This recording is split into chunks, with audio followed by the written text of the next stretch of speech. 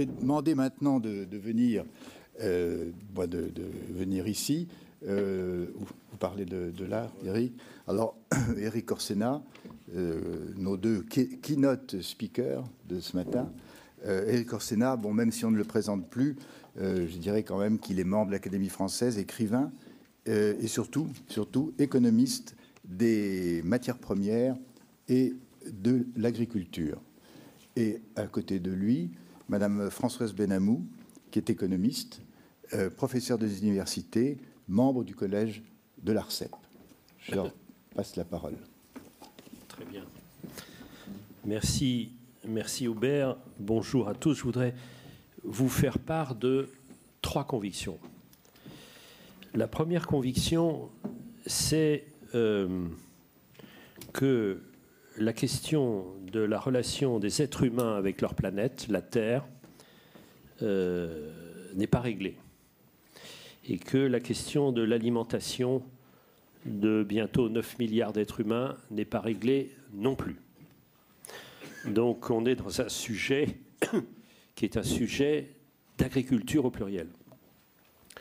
Je voudrais rappeler qu'encore aujourd'hui, 1 milliard d'êtres humains ne mangent pas à leur faim et que sur ce milliard, il y a au moins 90% d'agriculteurs. Donc cette question doit rester présente à notre esprit, d'autant plus que, avec le système d'urbanisation croissante, on rassemble les gens dans des villes, donc leurs revendications sont dangereuses, donc il faut leur fournir de la nourriture à faible coût, donc on diminue la rémunération des agriculteurs qui, ne pouvant plus vivre, viennent grossir les populations des villes. Et le cercle vicieux est enclenché et ne demande qu'à s'accélérer. Première chose. Donc, notre colloque est dans ce contexte une sorte de revendication de la reconnaissance aussi de la valeur extrême des agriculteurs. C'est la première chose que je voulais dire, toutes sortes des agriculteurs. Et nous voyons en France qu'on s'intéresse à l'agriculture pendant 10 jours au moment du salon, et le reste du temps, si on peut les écraser et les accabler de tous les maux, on est content. Voilà. Donc ça veut dire que la France va être agricultrice à partir de samedi prochain et aura complètement oublié son agriculture 10 jours après. Pour moi, je dois vous dire, c'est insupportable. Deuxième chose en ce qui concerne l'agriculture. Il se trouve que pour travailler sur les matières premières, notamment sur le coton, sur l'eau, sur le papier, et je continue à travailler sur ces questions puisque j'ai été chargé d'une mission de coopération entre les grands fleuves du monde. Donc, je vois un peu ce qui se passe. Et j'ai réfléchi avec le Cercle des économistes sur la question de rareté.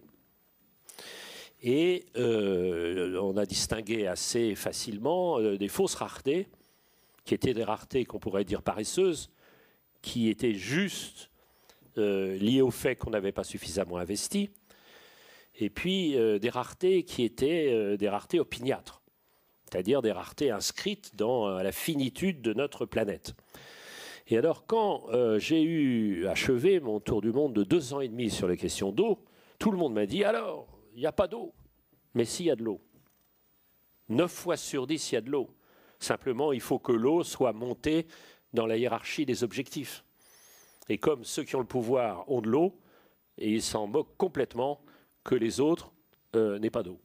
Et si vous montez dans la hiérarchie des objectifs la place de l'eau, eh bien, comme par hasard, vous avez de l'eau. Mais une autre rareté que j'ai découverte et je ne connaissais pas, c'est la rareté de terres arables. La vraie rareté de terres arables, de la dégradation des terres qui existent et de la rareté physique des terres. Étant donné la pollution, étant donné l'urbanisation, étant donné la modification des régimes alimentaires, vous avez de plus en plus de régions du monde qui n'ont pas assez de terres arables pour satisfaire aux besoins légitimes des populations. L'Asie en son ensemble, est un continent déficitaire en terres arables. C'est donc pas un hasard que des agents économiques d'Asie cherchent par tous les moyens soit à louer des terres, soit à les acheter en Afrique et en Amérique latine. Avec un rapport très intéressant de la Banque mondiale qui reconnaît la nécessité d'investir beaucoup en agriculture, parce que contrairement à ce qu'on croit, l'agriculture demande énormément de capitaux, donc c'est une bonne nouvelle qu'on investisse en agriculture, mais pour quelle production et sous quel contrôle? Quand il y a un État présent qui peut faire respecter des règles du jeu, la location ou la vente de terres, bonne nouvelle. S'il n'y a pas d'État, très mauvaise nouvelle pour les populations et pour la production. Donc, c'est la première chose que je voulais dire ce matin. Nous sommes des agriculteurs. Et je suis effaré de voir à quel point, un peu partout dans le monde, les budgets consacrés à la nourriture diminuent. Donc la rémunération aux producteurs de nourriture diminue. Et après on dit « Ah, on ne produit pas de qualité, etc. etc. » Donc je voulais mettre vraiment ce colloque, puisque l'honneur m'a été donné de me demander d'intervenir en premier, sur ce lien avec l'agriculture et le respect dû aux agriculteurs. Je voudrais d'ailleurs aller un peu plus loin, et ça sera l'introduction aux deux parties qui vont suivre, c'est que l'agriculture, c'est le lien. C'est le lien entre les producteurs et les consommateurs, mais c'est aussi le lien entre ceux qui consomment. Qu'est-ce que la table, quelle qu'elle soit? Parfois, ça peut être un tapis sur le sol, parfois, ça peut être juste un échange. C'est un échange, c'est le respect. Normalement, on ne se coupe pas la parole quand on est à table. Donc, la table, c'est-à-dire le partage de la nourriture, est le premier des espaces où l'on apprend la civilité. C'est ça aussi l'agriculture. Ce n'est pas seulement une technique de production de protéines. Première remarque. Deuxième remarque. Ce qui est très frappant quand vous vous intéressez à l'agriculture, c'est que vous avez en même temps, et Isabelle l'a bien dit, vous avez en même temps des modèles très différents.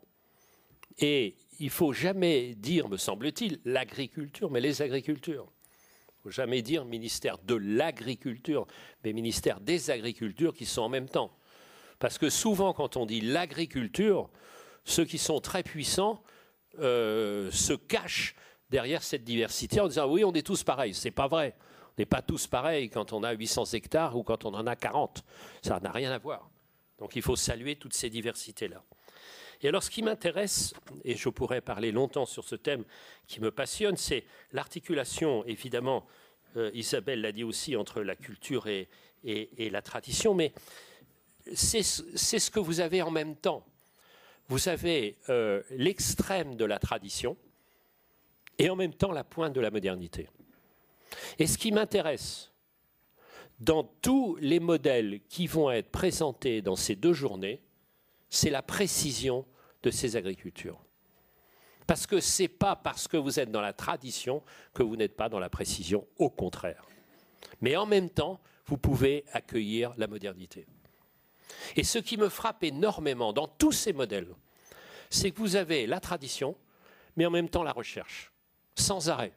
C'est la biodynamie, c'est l'apparition des drones, c'est l'analyse des parcelles par satellite, c'est grâce à ça la diminution au maximum des engrais. Pourquoi pas des engrais, mais pourquoi en mettre tant? C'est la diminution des phytos. Pourquoi? Parce qu'on connaît mieux. Ce qui me frappe, c'est que très souvent, on présente les agriculteurs, et vous voyez à quel point je suis lié à eux, comme des gens sans savoir qui recommenceraient sans fin, comme si, comme disait l'autre, ils n'étaient jamais entrés dans l'histoire des vieilles traditions. Mais le niveau de savoir de tous les gens qui sont impliqués dans la production agricole est incroyable.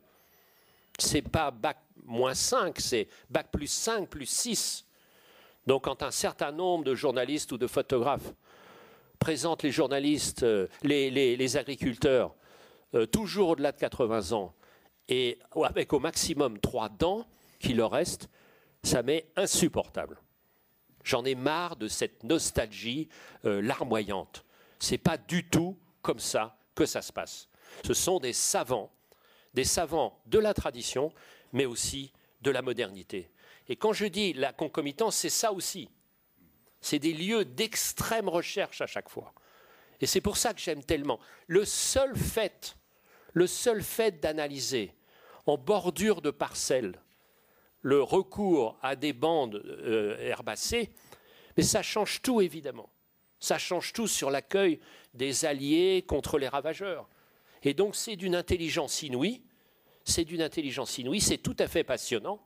Et moi je vois avec un ami par exemple que je connais depuis longtemps, Michel Griffon, ce thème si intelligent d'agriculture ou d'agronomie écologiquement intensive, c'est-à-dire chercher dans la nature des alliés et repérer les alliés qu'on peut avoir. Et donc, c'est pour vous dire la passion qui m'anime quand je suis dans l'agriculture. Il se trouve que je ne suis pas scientifique, mais je me soigne, qu'à l'Académie française, je suis sans doute l'un de ceux qui est le plus en liaison avec l'Académie des sciences. Eh bien, ce lieu-là, de la concomitance entre la tradition et la modernité, c'est l'agriculture. Et c'est les agricultures de précision dont on va nous parler pendant ces 2 jours. 3e et dernier point, les territoires.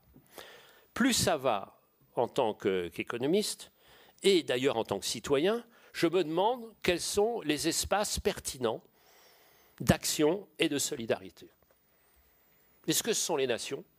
Est-ce que ce sont les régions? Est-ce que ce sont les villes? Et la question est clé, parce qu'on n'a pas d'action sans terroir de référence.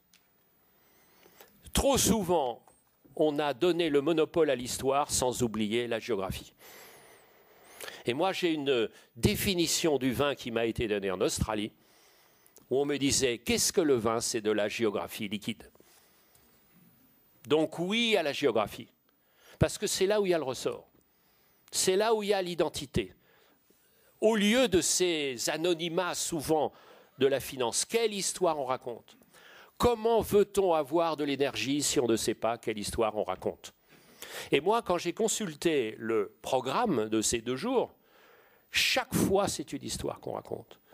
Donc c'est des hommes, c'est des femmes, c'est des métiers, c'est des drames, c'est des résiliences à chaque fois. C'est des histoires.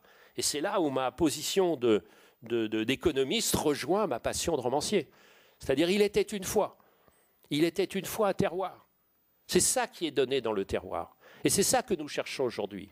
Et c'est ça, cette valeur qui est donnée au terroir. Pas seulement pour donner une sorte de prix, mais pour donner un rebond, pour donner une confiance.